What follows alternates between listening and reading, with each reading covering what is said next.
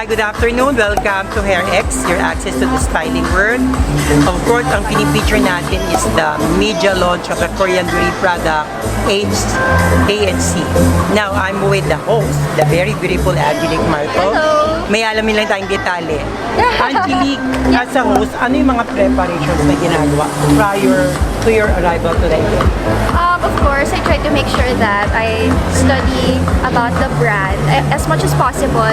If I can get the script para meron akong grasp as to how the event will go, para if ever, you know, God forbid, something happens during the event, at least you know how to navigate through the event itself or the program itself. So as much as possible, I try to get the script beforehand, and then I try to read more about the brand, for example, AHT, and other things like I prepare my outfits, you know, yung aside from the things that you do. Sometimes kasi, di ba, they would give you requirements about the color of the clothes. Minsan may brand color kasi yan. Parang dito sa AHT, since they're all about simplification of beauty, they're all about white, so I'm wearing a white dress underneath. So there, and even perhaps like looking for contact person, you know, even the smallest details we have to be prepared about. In all your experiences as a host, ano yung mga worst na na-encounter mo na yun? Ano yung the best na na-encounter mo na? It's hard to say. I mean, like, coming from a background of communication arts, we also had production as well. So, you couldn't remove that from I couldn't remove that from my system na. Of course, when it comes to production, I also have a grasp as to how a production should work.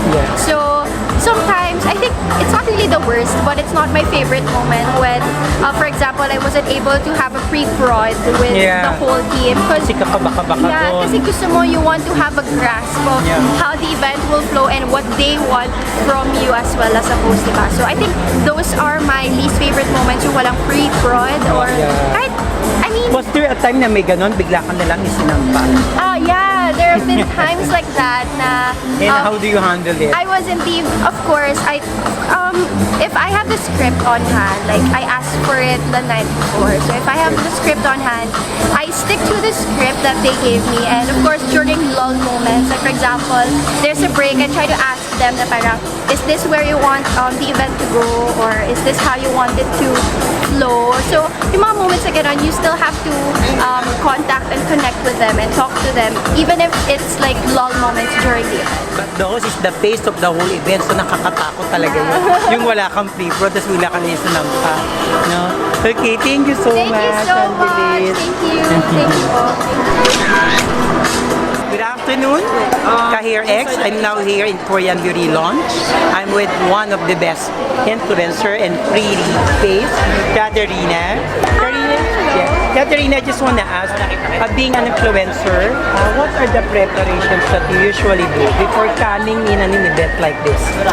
I think one thing that you definitely have to do is you have to know where you're going and for what. What is the product? What's the focus of the event? Of course, asking the attire, and I think it's doing your research on whatever it is that the event is promoting. In this case, it's AHC's Eye Cream for Face, which I was able to use. I've been using for a couple of weeks now, and believing in the brand, believing in the product.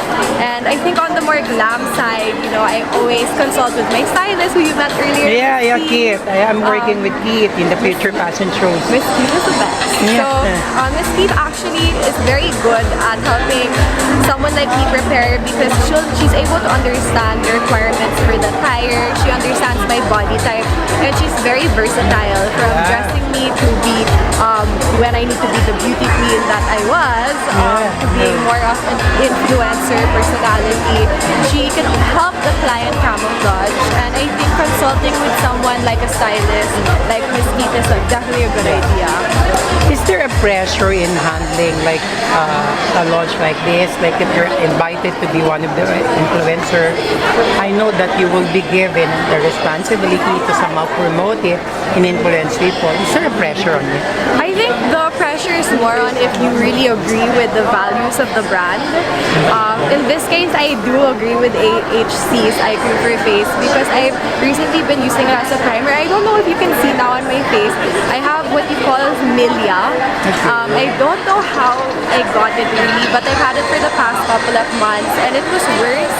It was all over my face, but when I first heard about about AHC, I was a bit hesitant in using it kasi sinabi ng derma ko, kailangan i-moisturize, i-hydrate yung face ko. Milia, usually babies have them. But I'm not a baby, diba? So parang it's weird na I have it.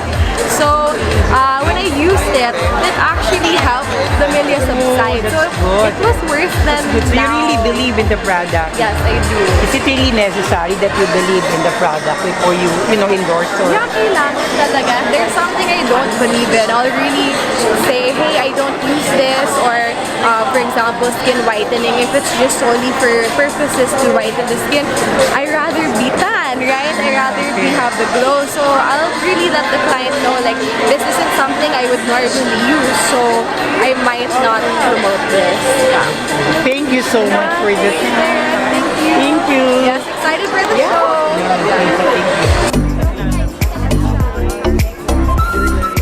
Hello, we're now with the Korean AHC launch and with Miss the very guapong TJ. Hey guys, what's up?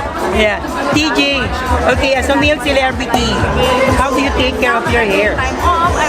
Ayan, syempre, always dapat na sa pinakamagandang pag-aalaga ng buhok, yan, mag-shampoo, mag-conditioner. Pero ako, shampoo siguro twice a week lang. More on conditioner ako everyday kasi nagda-dry yung hair ko after.